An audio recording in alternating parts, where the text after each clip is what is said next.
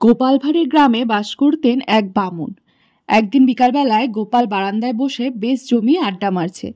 কথাবার্তা চলতে চলতে কি একটা কথা নিয়ে গোপালের সঙ্গে বামুনের মহাতর্ক শুরু হয়ে গেল। তর্ক হতে হতে তা এমন পর্যায়ে পৌঁছালো যে বামুন ভীষণ চটে গিয়ে গোপালকে বললেন, তুই উচ্ছন্নে যাবি। গোপাল তখন হাত জোড় করে বামুনকে বলল, ঠাকুর, ওই পথটা যদি আপনি চিনিয়ে দেন, আমি তো চিনি না। গোপালের এই কথা শুনে বামুন তো ক্ষেপেই অস্থির। রাগ তার এমন পর্যায়ে পৌঁছে গেল যে তিনি জামার ভেতর থেকে পইতে বার করে বললেন, আমার পইতে দেখেছিস? আমার সঙ্গে ঠাট্টা? আমি তোকে বলেছি তোর আর 3 রাত্রি পেরোবে না। তোর নিজের ভিটে বসেই আমি তোর শ্রাদ্ধ করব। গোপাল একগাল ঘেঁষে উত্তর দিল, ভালোই হলো ঠাকুর, আমি এতদিনে একটা দুশ্চিন্তা থেকে মুক্তি হলাম।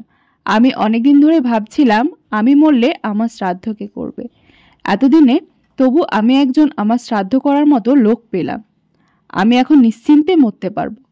গোপালের এই গা জ্বালানো কথা শুনে বামুন ততোধিক রেগে কান চাপা দিয়ে সেই স্থান ত্যাগ করল।